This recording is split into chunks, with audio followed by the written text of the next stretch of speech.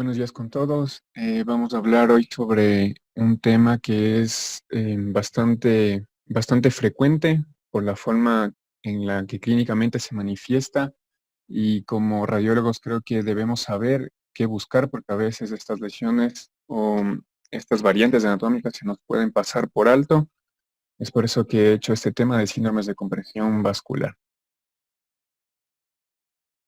Como generalidades, dentro de los síndromes de compresión vascular, es un atrapamiento de un vaso en un espacio reducido. Estos espacios dependen del área anatómica en donde se encuentre, que estos ya los vamos a ir hablando durante la charla.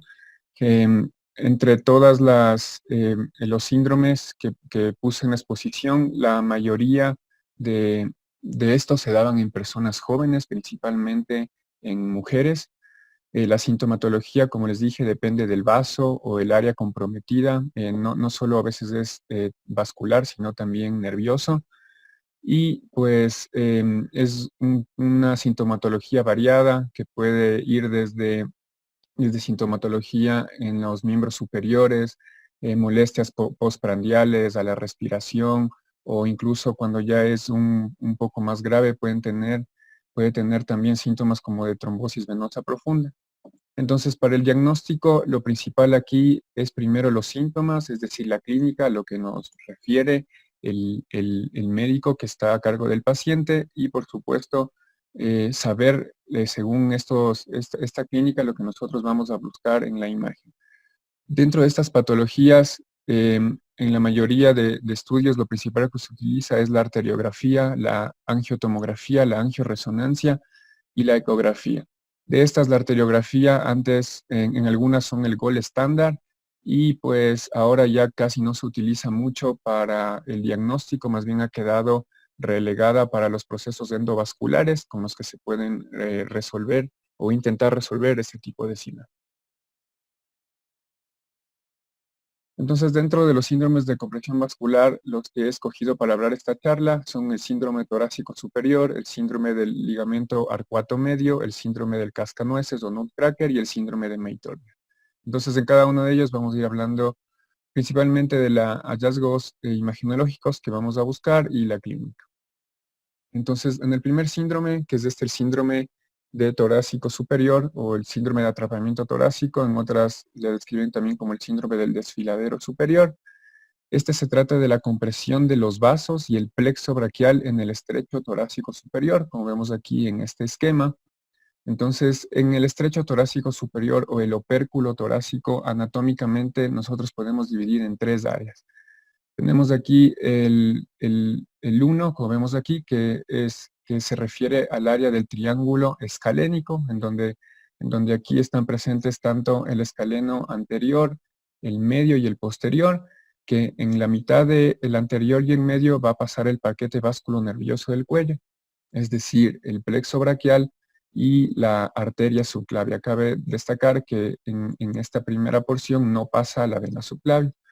En el segundo, en la segunda área del estrecho torácico corresponde al área que queda entre la clavícula y entre la primera costilla torácica, en donde también tenemos ramas del plexo braquial y aquí sí va a pasar la vena subclavia. Y la tercera área que, como vemos aquí, pertenece al área del músculo pectoral menor, en donde también pasan las ramas del plexo braquial y áreas vasculares. En este síndrome torácico va a haber la clínica dependiendo de qué es lo que está afectado, pero el 95% de los pacientes van a tener afectación neurológica, que ya vamos a ver más adelante qué es lo que pueden presentar los pacientes. También se puede presentar cuando hay atrapamiento venoso un 4% y arterial en un 1%. Entonces, para nosotros poder relacionar, vamos a ver primero aquí lo que vimos antes en ese esquema, cómo vamos a encontrar en la imagen. Entonces, como vimos, primero tenemos tres compartimientos que pertenecen al opérculo torácico. Entonces, el compartimiento medial o el de los escalenos es el que tenemos aquí. Aquí tenemos una serie de tomografías sagitales, algunas están un poco anguladas para tener una buena vista anatómica. Entonces aquí primero tenemos el compartimiento medial, el compartimiento de los escalenos. Entonces Aquí vemos que yo les he puesto aquí un triángulo en donde la parte anterior tenemos aquí el escaleno anterior, la parte posterior el escaleno medio, y en medio de este triángulo vemos aquí cómo está pasando el plexo braquial, que corresponde a C5, C6, C7, C8 y T1, y la arteria subclavia, como les había mencionado. Aquí tenemos también como referentes anatómicos la clavícula y la primera costilla.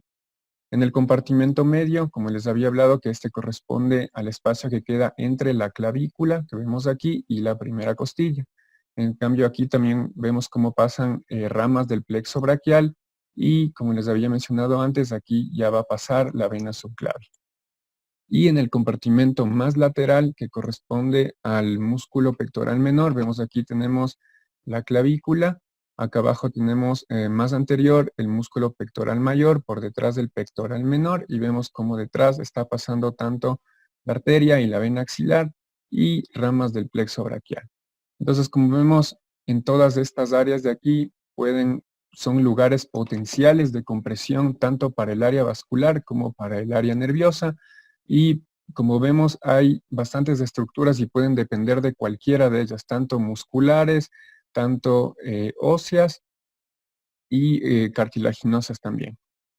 Entonces, dentro de las causas tenemos anatómicas, como por ejemplo las mega-apófisis transversas, que corresponden a C7. Una de las más que tenemos, hay también las costillas cervicales, como vemos aquí en estas radiografías simples de cuello AP, en las que vemos aquí en C7, cómo salen a cada lado estas costillas, que son costillas cervicales. Vemos aquí abajo, se ve mucho más claro, tanto del lado derecho como el lado izquierdo, inclusive la del lado izquierdo, esta costilla cervical se ha elongado un poco más, y estas pueden ser eh, potenciales lugares anatómicos donde se pueden comprimir. Puede haber también bandas fibromusculares congénitas o, como ya les dije, hipertrofia de los músculos de escalenos anterior, del pectoral menor también, o puede haber origen común de los músculos escalenos, que este ya de por sí causa compresión del plexo nervioso. También no hay que olvidar que cuando hay fracturas tanto de la clavícula o de la primera costilla, a veces los callos óseos que se forman de una manera un poco deforme, por así decirlo, entonces también causan compresión sobre las estructuras vasculares y nerviosas. Entonces, ¿qué es lo que vamos a hacer nosotros para tratar de encontrar estas áreas de compresión? Entonces, se puede utilizar aquí tanto la angioresonancia como la angiotomografía. Aquí primero les he puesto unas imágenes de angioresonancia en la que son contrastadas. En la literatura mencionaba que hay que hacer tanto una fase arterial como una fase venosa, y aquí lo importante es la clínica, como les decía al principio. Entonces, generalmente estos pacientes, como la clínica que ellos tienen, se presentan cuando ellos hacen abducción de los miembros superiores, es decir, cuando elevan los brazos. Entonces, para nosotros encontrar estas áreas de compresión, debemos realizar el examen tanto en aducción como en abducción máxima. Entonces, tenemos aquí unas imágenes de resonancia. En la primera de la izquierda podemos ver una imagen en la que se ve bastante bien la anatomía de los vasos supraórticos, tanto la arteria subclavia que tenemos aquí como la vena subclavia del lado derecho y del lado izquierdo. Entonces, aquí primero tenemos un paciente en la que se ha realizado en aducción, es decir, con los brazos abajo, pero este paciente ya tiene clínica. Entonces, cuando se realiza el examen en abducción máxima, vemos aquí cómo está elevado los miembros superiores, vemos aquí cómo existe una compresión a nivel de la arteria subclavia, a nivel de la arteria subclavia derecha. Esa es en la fase arterial, y en la fase venosa también vemos cómo hay como decir, un defecto sobre la anatomía normal, tanto de la arteria, y abajo vemos también cómo se impronta sobre la vena subclavia.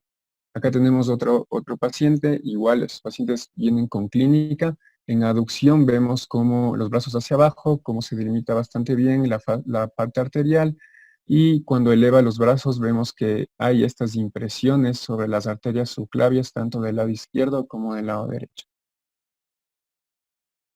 Em, la ventaja de la resonancia, como vemos aquí también, es que se puede ver de distintas angulaciones. Aquí vemos en una angulación sagital en la que podemos ver tanto la arteria como la vena en aducción, y en abducción vemos cómo este espacio se reduce y vemos cómo hay una compresión eh, que se puede valorar bastante bien tanto de la arteria como de la vena.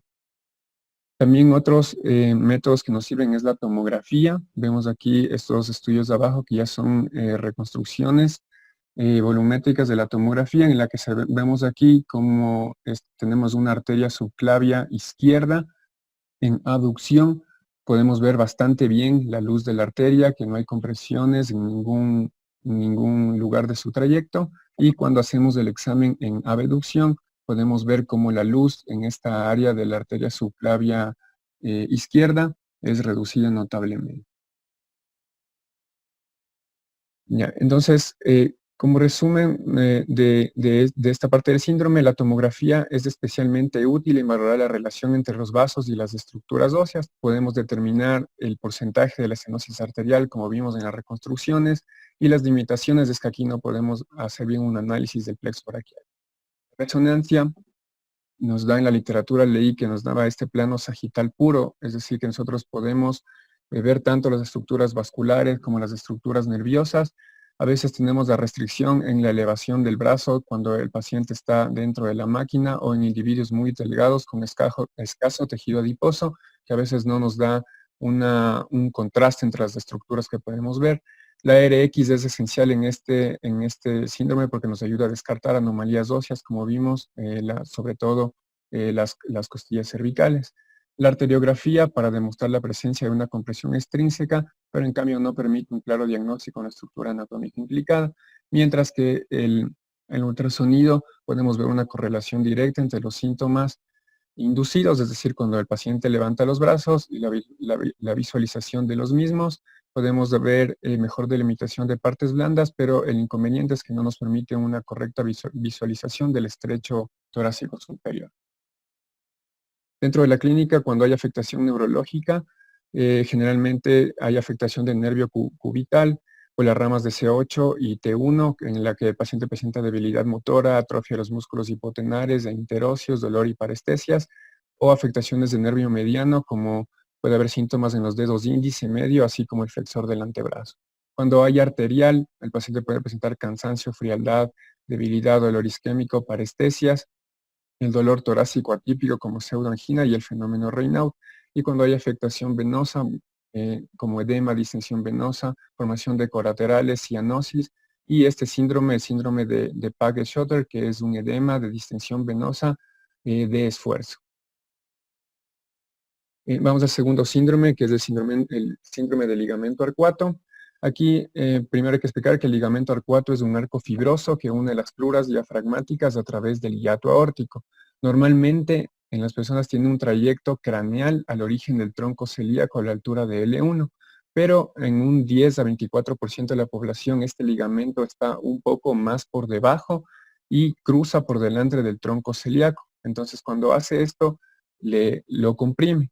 Entonces, esto ocurre más frecuentemente en mujeres de 20 a 40 años y se manifiesta con pérdida de peso por el dolor que causa en el epigastrio esta compresión, y empeora tras la comida y el ejercicio al inclinarse, y sobre todo cuando el paciente hace expiración. Entonces, como vemos aquí, normalmente vemos aquí estas esquemas, un esquema coronal en donde vemos el tronco celíaco, y por arriba normalmente debe encontrarse el ligamento arcuato medio del diafragma. En una vista sagital vemos aquí muy bien el tronco celíaco y el ligamento arcuato por encima. Y como les decía, hay cierto porcentaje en que este ligamento está más abajo de lo normal, y como vemos aquí, causa una compresión en el tronco celíaco, y esto es lo que nosotros vamos a buscar en las imágenes. Entonces, Para la detección de este síndrome del ligamento arcuato podremos utilizar nosotros tanto ecografía, tomografía, así como la resonancia, y también podemos utilizar también arteriografía, sobre todo para los procedimientos endovasculares.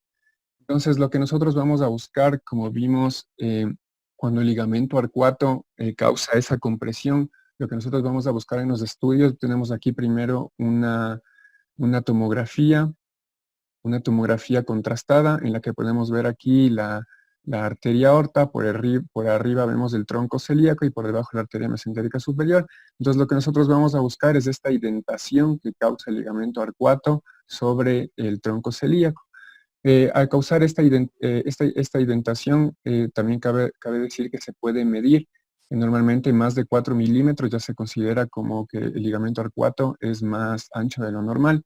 Entonces, a veces cuando hay esta compresión del tronco celíaco, este puede causar un engrosamiento de los vasos posteriores a él. Como vemos aquí, hay un engrosamiento de la arteria hepática o de las arterias duodeno-pancreáticas también. Vemos aquí otras reconstrucciones en tomografía contrastada en la que vemos claramente esta indentación sobre el tronco celíaco. Se llama el signo del gancho. Ahí aquí también podemos ver en esta reconstrucción de una angio-TC, cómo podemos ver esta indentación sobre el tronco celíaco. En ecografía también podemos nosotros diagnosticarlo, ya que aquí se puede hacer tanto en inspiración como expiración, y como había dicho yo, en expiración es cuando este ligamento arcuato baja y deforma al tronco celíaco. Entonces tenemos aquí en estas imágenes eh, de la izquierda, perdón, en estas imágenes ecográficas superiores, donde vemos sagitales, donde vemos la arteria aorta y este tronco que sale aquí, el primero hacia cefálico es el tronco celíaco. Entonces, nosotros le vamos a pedir al paciente que expire, y al momento que el paciente expira, vemos aquí abajo cómo la luz en la emergencia casi del tronco celíaco se reduce. Es más visible en esta escala de grises que vemos aquí, cómo se ha reducido la luz bastante bien, de una manera que podamos verla mejor.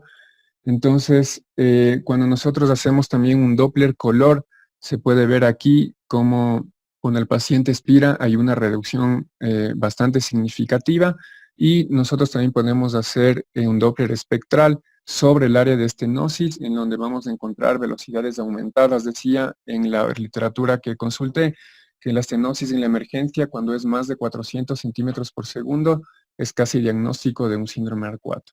Entonces, lo que vamos a buscar en la ecografía, en expiración, es la deformación del tronco celíaco, como vemos aquí, la estenosis en la emergencia, y podemos hacer un Doppler espectral sobre la estenosis, nos da unas velocidades mayor a 400 centímetros por segundo. Tenemos aquí otras reconstrucciones de tomografía en donde vemos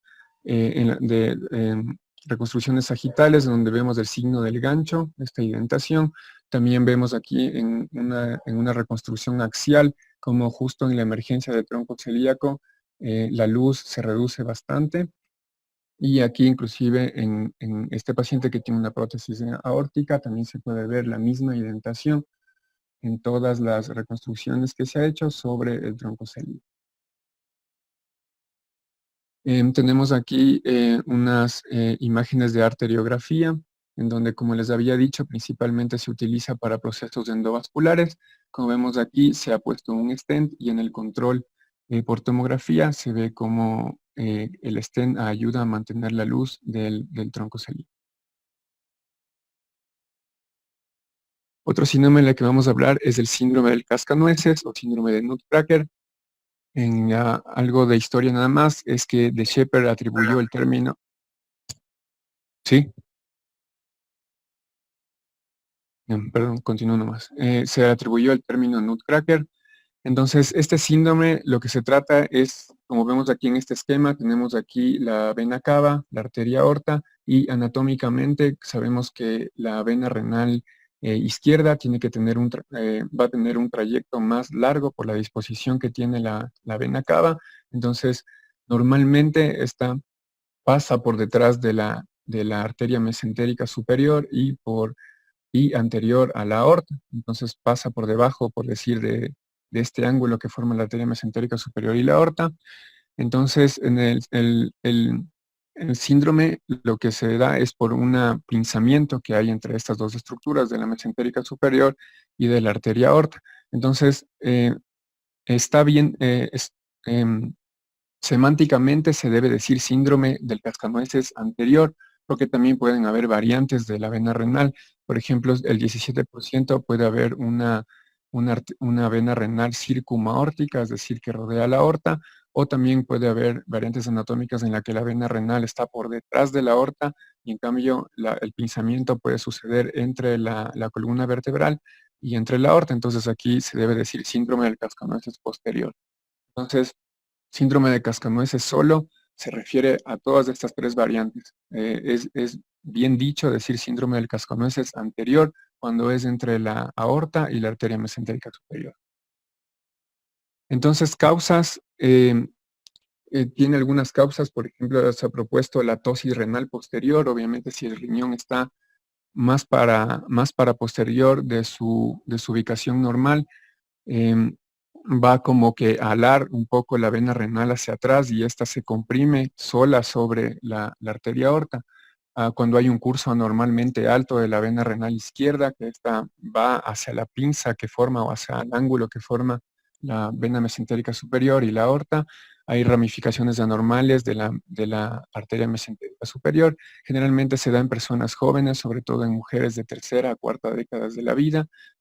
Cuando se da en mujeres, puede darse un síndrome de congestión venosa pélvica. Recordemos que la arteria gonadal, perdón, la vena gonadal drena en la vena renal izquierda. Entonces, esto puede dar en mujeres dolor pélvico, varices genitales, pélvicas en los muslos, dismenorrea, dispareunia, dolor postcoital. Entonces, a veces en estas pacientes en los que vienen con estos síntomas dolorosos en la pelvis que no se encuentra otra causa, nosotros debemos ir a buscar por si acaso no haya un pinzamiento que condicione eh, una eh, que condicione un síndrome de congestión venosa pélvica. Y cuando se da en los hombres, este reflujo de la vena gonadal puede producir varicocele, dolor testicular izquierdo e infertilidad. Entonces, lo que nosotros vamos a buscar en las diferentes exámenes desde este pinzamiento, tenemos aquí unas series de tomografía. Tenemos aquí primero una tomografía axial en la que tenemos aquí con la arteria aorta, la mesentérica superior y por aquí está pasando la vena renal. Entonces lo que nosotros vamos a buscar es este pinzamiento que se da en medio de las dos. Vemos aquí la vena cava, está saliendo de la vena renal y por aquí está cruzando al lado izquierdo. Entonces cuando hay este pinzamiento, aquí se va a dar este signo como pico que vemos entre la aorta y la mesentérica superior. En las reconstrucciones sagitales, nosotros tenemos una mejor vista de la anatomía, ya que tenemos la aorta, la mesentérica, y por en medio de estas pasa la vena renal, y este ángulo de aquí se puede medir. Más adelante tengo unos valores que nos van a ayudar de manera más objetiva a ver si es que existe un síndrome del cascanueces. Entonces, en los hallazgos por imagen, tenemos, como les había dicho, en la tomografía, sobre todo tomografías contrastadas, se puede ver este signo del pico que se refiere a la estenosis que hay entre la aorta y la mesentérica superior. También podemos hacerlo de forma objetiva, es decir, midiendo. Hay un ratio en el que se mide la distancia anteroposterior de la vena renal tanto en el área de estenosis como en el área que no está estenótica, y un ratio mayor a 4.9. En la literatura que encontré decía que es 100% específico para un nutcracker. Y en lo referente al ángulo, en las diferentes bibliografías, la verdad no encontré un valor exacto. En la mayoría como que iba habían las ventanas, las ventanas entre los valores eran bastante amplias. En una encontré que, por ejemplo, un ángulo menor a 41 grados entre la vena mesentérica superior y la aorta es 100% de especificidad, pero en otras literaturas decía que puede ir este ángulo en un rango de 25 a 69 grados. Una de las complicaciones que les mencionaba es que la vena gonadal, al drenar en la vena renal, cuando ésta tiene un síndrome de compresión, esta se vuelve insuficiente, entonces puede causar estas varices a nivel pélvico que nosotros podemos verlo fácilmente, como vemos aquí en esta tomografía contrastada, estos vasos tortuosos en la pelvis, y vemos aquí en esta reconstrucción cómo la vena gonadal se ha hecho insuficiente, está tortuosa, aumenta su calibre y abajo podemos ver estos vasos varicosos que se ha formado porque ya no hay retorno, es decir, la vena gonadal es insuficiente. Tenemos otras reconstrucciones en las que vemos la vena gonadal aquí, aumentada de tamaño con un trayecto tortuoso. Podemos ver abajo igual las varices que forman eh, por la insuficiencia de la vena gonadal. Igual aquí tenemos la vena gonadal tanto del lado izquierdo como del lado derecho y del lado derecho como del lado izquierdo. Y se puede ver en el lado izquierdo cómo hay un aumento del calibre comparándolo con su contralateral. También se puede hacer el diagnóstico por ecografía. Encontré de este autor, de Sank, que él pone ciertos criterios para hacerlo. La verdad, he visto que se mide el ángulo en ecografía de la mesentérica superior con la aorta, pero no sé si se hace aún esto. Por ejemplo, él dice aquí, dentro de los criterios, es que la velocidad del flujo de la estenosis de la vena renal izquierda en posición supina se acelera notablemente y la aceleración, que es más de 100 centímetros por segundo, es más evidente después de que el paciente se ha mantenido erguido durante 15 minutos. También se puede hacer la relación entre el diámetro interior del hilio renal y el diámetro de la vena renal en el lugar de la estenosis en posición supina, que es mayor a 3 y mayor a 5 cuando el paciente ha permanecido durante 15 minutos en posición supina. La verdad, nunca he visto que se haga esto de los 15 minutos, solo he visto que se mide el ángulo, pero lo menciono también porque también se puede hacer diagnóstico de nutcracker por medio de ecografía. Tenemos aquí en unas arteriografías en la que también se puede hacer el diagnóstico. Vemos aquí como en el medio de contraste, en esta área de aquí que es más radiopaca, es el lugar de la estenosis, y también se puede ver aquí como la vena gonadal está aumentada de calibre y vemos hacia caudal todas las varices que ha formado. Entonces, mediante procedimientos endovasculares para paliar esta sintomatología que da por la insuficiencia de la vena gonadal, se la puede, como vemos aquí, se ha llenado de coils a toda la arteria gonadal para trombosarla, y vemos aquí como ya caudalmente ya no se ven estas varices. En resonancia también se pueden ver, casi no nos vamos a detener mucho porque son los mismos signos que tenemos en la tomografía, se les puede ver en la resonancia, y también en procesos endovasculares podemos poner un stent para liberar un poco, decir así, de la estenosis la vena renal izquierda. Y por último tenemos el síndrome de May-Turner, también que se conoce como síndrome de compresión de la vena ilíaca, síndrome de Cocket o síndrome de compresión iliocava. Esta se da por una compresión crónica de la vena ilíaca común izquierda por parte de la arteria ilíaca común derecha. Entonces va a haber una obstrucción parcial de la vena ilíaca, ya vamos a ver unas imágenes que les puse, común izquierda por su orientación anatómica, y además la fuerza pulsátil transmitida por parte de la arteria ilíaca izquierda va a hacer que crónicamente la íntima de la vena se engruese y con el tiempo haya alteraciones en el lumen. Entonces clínicamente se va a manifestar con edema de la pierna, varices, trombosis, puede haber síntomas de trombosis venosa profunda, úlceras por éstasis venosa crónica u otras complicaciones más serias como la TEP. Es decir, vemos aquí que todos estos síntomas están relacionados con procesos venosos. Vemos aquí una imagen de un paciente, obviamente si no tiene un buen drenaje venoso, va a tener todos estos síntomas de éstasis y todo lo que conlleva. Aquí en este síndrome la flebografía ilíaca es la prueba de elección, ya que se puede demostrar la compresión y medir los gradientes de presión, tanto en el lugar de la estenosis como posterior a esto. El angio-TC demuestra la existencia de una compresión extrínseca de la vena ilíaca común. Entonces vemos aquí dos series de tomografía. En la izquierda tenemos una tomografía contrastada en corte axial, en la que aquí vemos cómo es es lo normal que vamos a ver. Entonces vemos aquí en donde está el mouse, es la arteria ilíaca izquierda y la arteria ilíaca derecha. Aquí ya se han bifurcado las arterias. Y en esta zona de aquí vemos la bifurcación, en cambio, de la parte venosa. La vena ilíaca derecha, que casi no hace ningún cambio porque la vena cava está por baja, es decir, casi a la misma altura que donde se va la vena ilíaca derecha. Sin embargo, vemos que la vena ilíaca izquierda sí recorre un poco más para ir hacia el lado donde debe estar. Entonces, normalmente vemos cómo pasa la vena ilíaca izquierda por detrás de la arteria ilíaca y no hay ninguna compresión. Sin embargo, en el síndrome de May-Turner vemos aquí cómo la vena ilíaca a su paso hacia el lado izquierdo, cómo está presionado por la arteria ilíaca derecha. Entonces, eso es lo que vamos a buscar nosotros en los diferentes exámenes que vayamos a realizar. Vemos aquí otras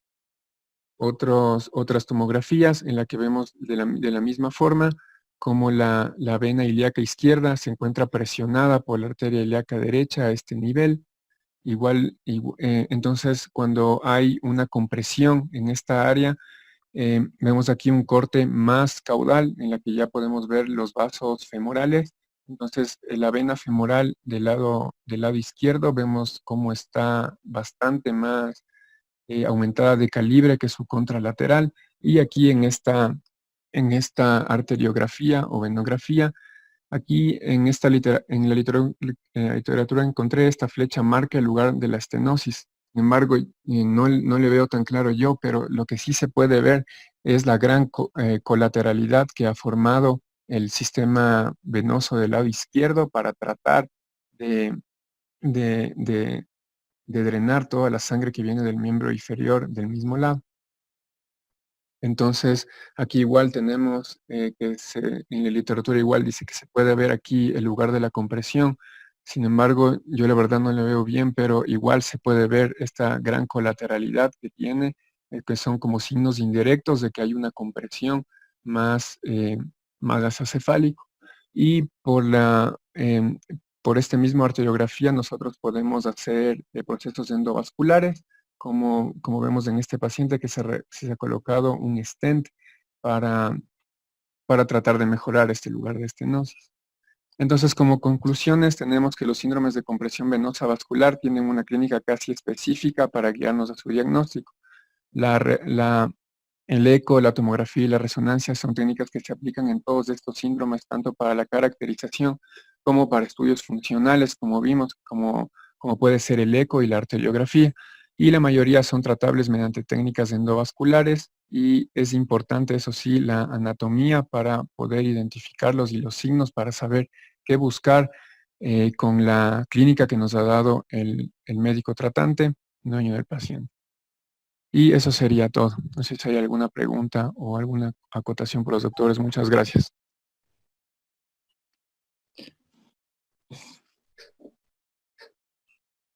Muy bueno, José. En realidad, todo lo que vos nos has dicho está muy conciso, estos síndromes.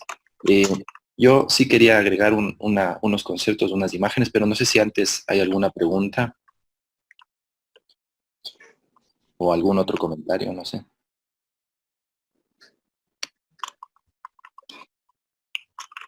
No, yo tal vez comentaba que, claro, no es mi campo, ya he dejado de hacer hace muchísimos años abdomen y horas y todo, pero que realmente sí ven con cierta frecuencia esto y con Jorge algún dato discutimos un par de casos remitidos al consultorio y claro, ya con conceptos de esta naturaleza, pues ya las situaciones de estas del manejo de estos pacientes es más claro. Yo, como siempre digo, estoy aprendiendo de ustedes.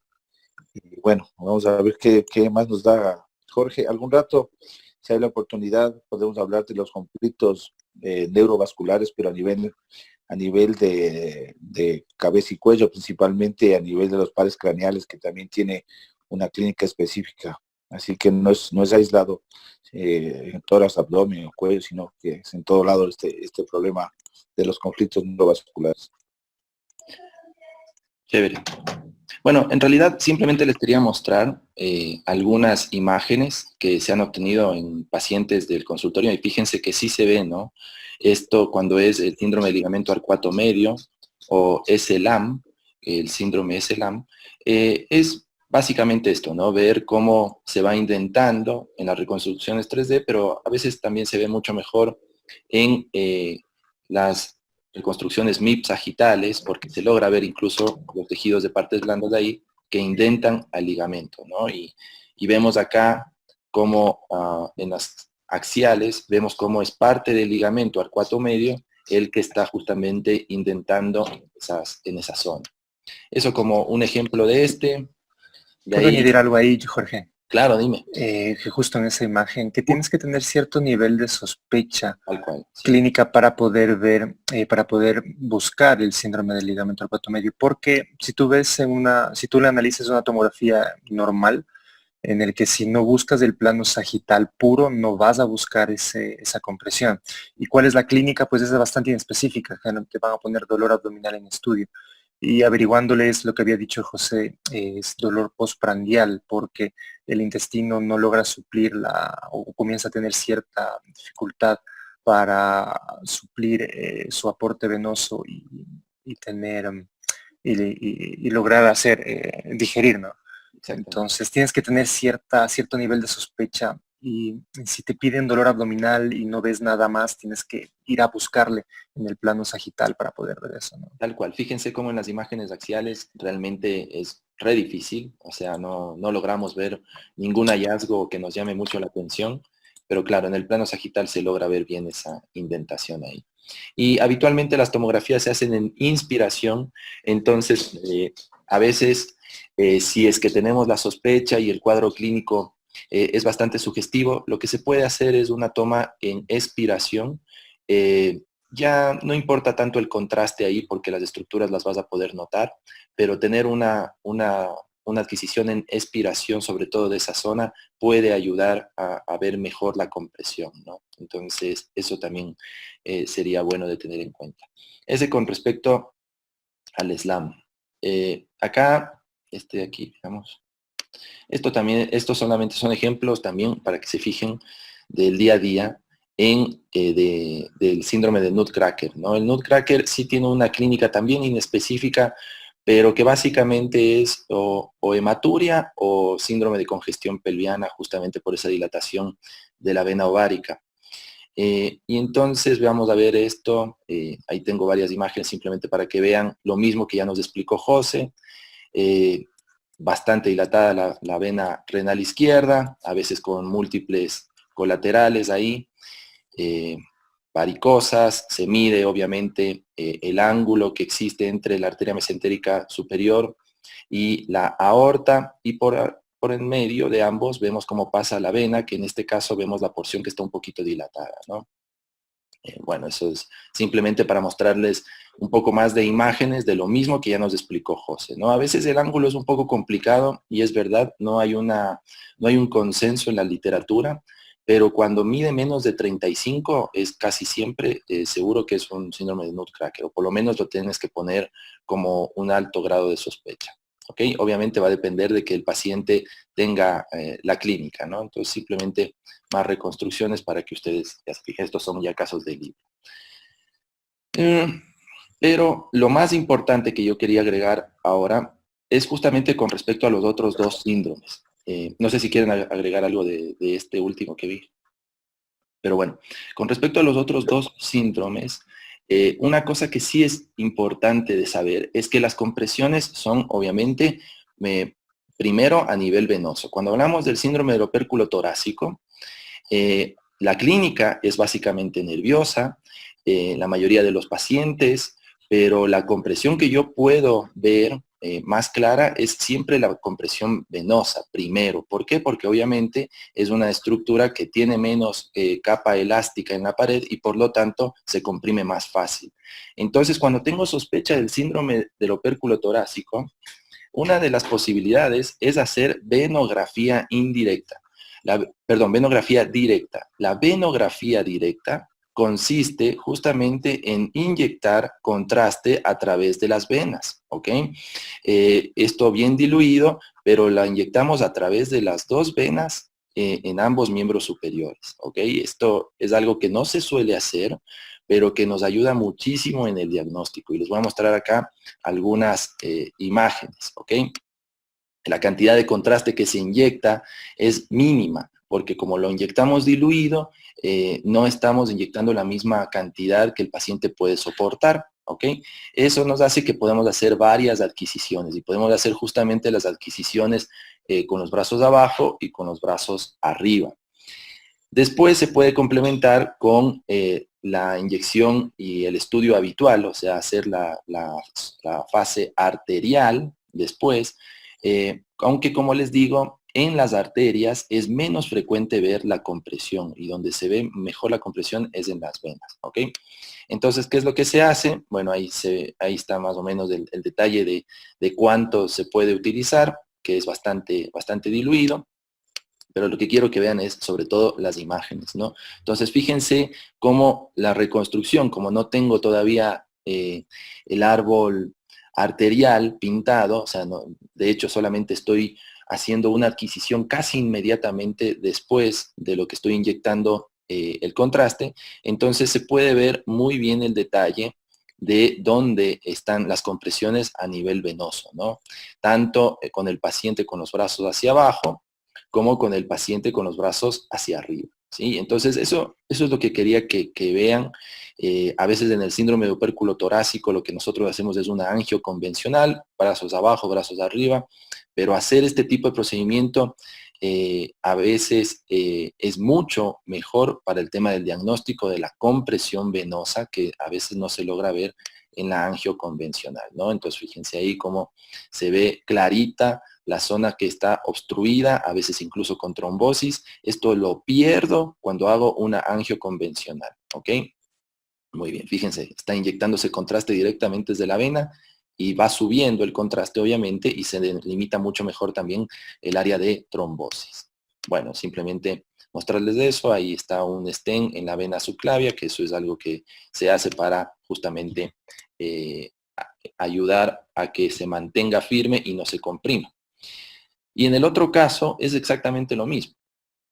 En el May Turner también tenemos que es la compresión venosa. Entonces, fíjense acá, hacemos lo mismo, pero desde los miembros inferiores, se canalizan venas en los miembros inferiores y se inyecta. Acá también, obviamente, se puede hacer una angio y venografía indirecta, en la que se inyecta primero un poco de contraste, y luego se inyecta un poco más para hacer la fase arterial y sale una fase arteriovenosa. Eso también se puede hacer en el May Turner, es algo que está indicado, pero como les digo, la venografía directa a veces nos da imágenes muchísimo más elocuentes de lo que está pasando, ¿no? Acá vemos el área de trombosis en una venografía indirecta.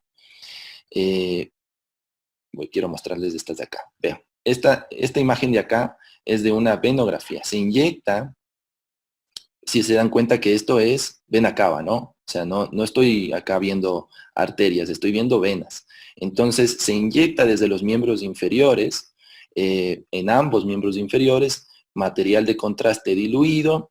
Al mismo tiempo, habitualmente para esto se puede necesitar dos bombas o se puede hacer con una bomba en un lado y con alguien inyectando de forma manual en el otro lado.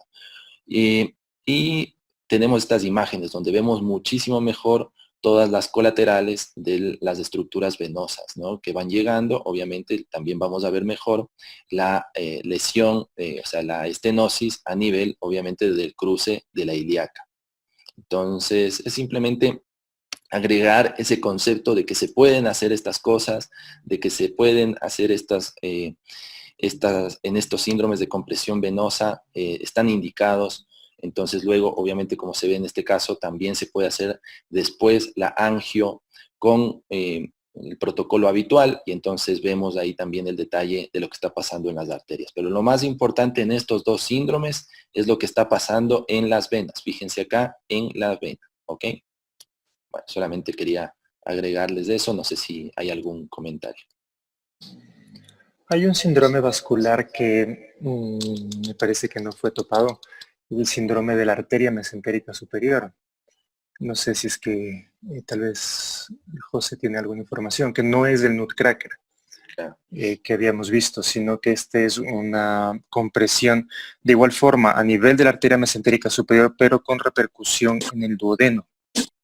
Sí, Oxanti. Hay, bueno, hay algunos síndromes, en realidad se iba a hacer bastante larga la exposición, pero sí, el síndrome del que me habla es en el que hay una compresión en el duodeno y hablaba que normalmente, no recuerdo el nombre, pero ese ángulo que está entre la arteria mesentérica superior, la aorta y el duodeno es mantenido por la grasa mesentérica. Entonces, sobre todo en pacientes que bajan de peso muy rápido o pacientes que están en dietas estrictas, esa grasa se pierde un poco y puede haber este pinzamiento del duodeno.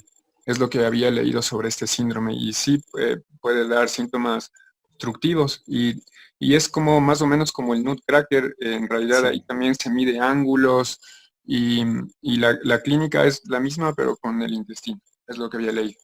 Sí, Correcto. justamente tengo estas Equivalente. imágenes, ¿no? En la que se ve la dilatación en la segunda porción del duodeno, la estenosis justamente de la tercera porción del duodeno entre la aorta y la arteria mesentérica superior, y entonces ustedes ven acá que está disminuido de calibre la tercera porción del duodeno y justamente pasa eso, ¿no? Tienes un síndrome pseudoobstructivo, pero es en cambio porque tienes igual, lo mismo, un ángulo bastante agudo, y por acá abajo está pasando el duodeno, la tercera porción del duodeno. Entonces a veces puede también obstruir o puede generar síntomas obstructivos este tipo de malformación o bueno, de anomalía vascular, ¿no? Es muy parecido al nutcracker, pero no se afecta tanto o no tiene tanta clínica de hematuria ni de congestión venosa, sino que tiene clínica intestinal. Y esto se le llama síndrome de Wilkie. Pero bueno, es lo mismo, ¿no? Es básicamente lo mismo que el otro, con la salvedad que acá la dilatación del duodeno va a estar obviamente en la segunda y la primera parte de la tercera porción. Eso, entonces, este es de los casos que tenemos ahí de los pacientes de radiólogos, ¿no? Bueno, creo que ha sido bastante informativa la charla de hoy, bastante buena, José. Y no sé si hay alguna otra cosa que quieran agregar.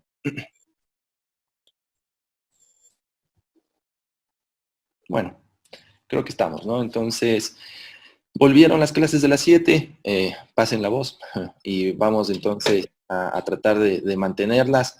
Mañana también a las 7 vamos a ver algo de TEP y síndrome aórtico agudo, como lo básico que no nos podemos olvidar. Listo, muchas gracias. Muchas gracias a todos. Muchas gracias, excelente, José. Gracias, Doc. Adiós, adiós. Gracias. Gracias.